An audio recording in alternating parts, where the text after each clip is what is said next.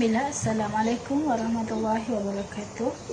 Ekoran daripada penularan wabak COVID-19 di seluruh dunia yang telah terjadi pada waktu kini, turut dirasakan juga bahawa kanak-kanak mendapat kesan tersebut. Hal ini demikian kerana terdapat satu cabaran yang amat kuat dan besar dalam kanak-kanak menghadapi proses pembelajaran mereka, di mana sekolah-sekolah terpaksa ditutup dan sementara waktu bagi menangani penularan COVID. Namun begitu, bagi ibu bapa yang seharusnya cakna mengenai hal pendidikan anak-anak mereka seharusnya memulakan aktiviti pembelajaran tersebut semasa berada di rumah. Jadi, jom kita saksikan aktiviti yang seharusnya dan sewajarnya dilakukan semasa berada di rumah. Baiklah, langkah pertama yaitu ibu bapa harus memperkenalkan tema dan subtema terlebih dahulu, di mana tema yang saya lakukan ini adalah tema alam hidupan dan subtema adalah hewan jinak. Jadi ibu bapa perlu menyediakan beberapa jenis gambar hewan jinak. Namun di sini saya telah menyediakan 2 gambar hewan jinak dan 2 gambar hewan liar. Ini bertujuan saya mau mengajar kanak-kanak untuk membandingkan yang mana hewan liar dan yang mana hewan jinak.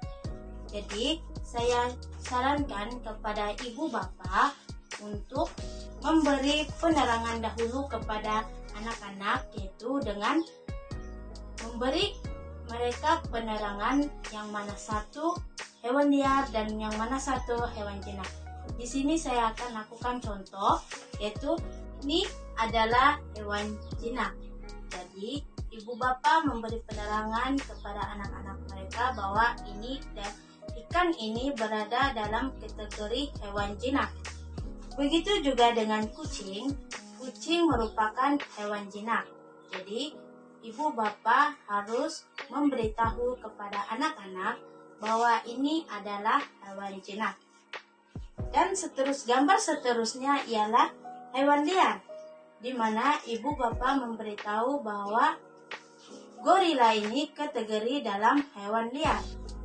Dan begitu juga dengan singa. Singa merupakan hewan liar.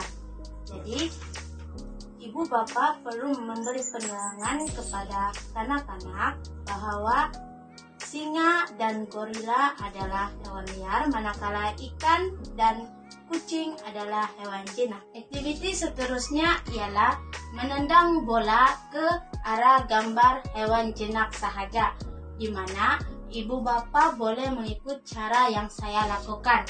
Di sini saya telah meletakkan gambar hewan liar dan hewan jinak, namun kita memberi penerangan kepada kanak-kanak untuk menendang bola ke arah hewan jinak sahaja. Begini aktiviti itu dilakukan. Pertama sekali, letak bola ke lantai dan biarkan kanak-kanak memilih gambar di sana. Jika kanak-kanak menendang ke arah hewan liar, ibu bapa perlu menyuruh kanak-kanak tersebut menendang semula, karena kita menyuruh kanak-kanak untuk hanya menendang ke arah gambar hewan jinak saja. Jadi kanak-kanak perlu melakukan tendangan semula dan mencari jawaban yang betul. Jadi, jika kanak-kanak berjaya tendang ke arah gambar hewan jinak, kanak-kanak akan mengambil gambar tersebut dan menyimpannya. Aktiviti seterusnya ialah menganyam gambar hewan jinak. Di sini saya memilih gambar ikan karena ikan kategori dalam hewan jinak. Jadi di sini saya menggunakan kertas berwarna untuk menganyam gambar ikan tersebut. Jadi Gambar hewan jinak ini saya telah gunting dan bagi-bagikannya agar memudahkan kertas berwarna ini masuk. Jadi begini cara melakukan aktiviti tersebut. Mula-mula masukkan helaian kertas yang telah digunting ke dalam pecahan kertas yang telah disediakan dan ulang langkah ini secara berperingkat.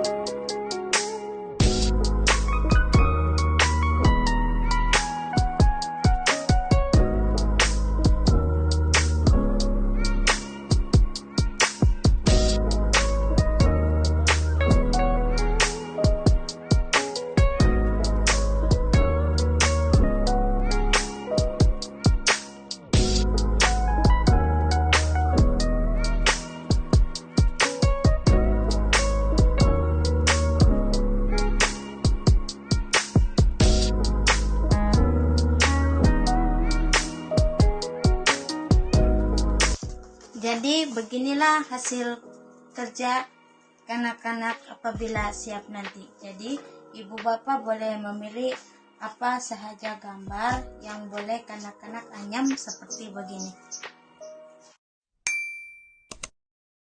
Baiklah, setelah melihat aktiviti pertama dan kedua tadi, aktiviti yang ketiga ibu bapak boleh lakukan untuk kanak-kanak ialah kanak-kanak akan bercerita hasil kerja mereka. Jadi, ibu bapa memberi peluang kanak-kanak untuk bercerita bagaimana mereka laksanakan tugas mereka. Jadi di sini bukan saja dapat meningkatkan kemahiran berpikir, namun mereka dapat berinteraksi dengan yakin di hadapan orang yang lebih tua.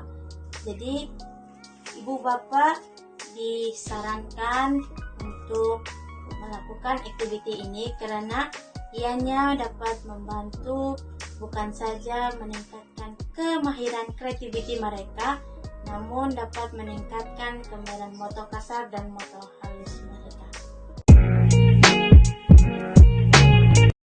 Kemahiran motor terbahagi kepada dua, iaitu kemahiran motor halus dan kemahiran motor kasar. Kemahiran motor halus atau dalam bahasa Inggerisnya fine motor skill adalah aktiviti atau tindakan fizikal yang melibatkan otot kecil. Kebiasaannya melibatkan jari dengan penglihatan. Antara pergerakan yang melibatkan otot kecil merujuk kepada kebolehupayaan koordinasi jari tangan, pergelangan tangan, jari kaki, pergelangan kaki, bibir dan lidah. Seterusnya, kemahiran motor kasar atau dalam bahasa Inggerisnya gross motor skill adalah aktiviti atau tindakan fizikal yang melibatkan otot besar, iaitu melibatkan seluruh tubuh badan. Aktiviti yang melibatkan kemahiran motor kasar merujuk kepada aktiviti seperti berjalan, berlari, melompat, mencangkuk dan sebagainya. Menarik tak aktiviti tadi? Ibu bapa boleh melaksanakan aktiviti tersebut bersama dengan anak-anak mereka di rumah. Bukan ibu bapa je tahu. Semua orang dewasa boleh melaksanakan aktiviti tersebut bersama dengan adik-adik ataupun anak saudara. Aktiviti yang dilaksanakan bukan sahaja memberi peluang kepada kanak-kanak untuk belajar tentang haiwan jinak, tetapi ia juga membantu kanak-kanak dalam perkembangan fizikal dari segi motor kasar dan motor halus kanak-kanak. Laksanakanlah aktiviti ini bersama dengan anak-anak anda dan luangkanlah masa anda bersama dengan mereka. Jadilah ibu bapa yang fleksibel, hebat dan berjaya. Sekian, terima kasih.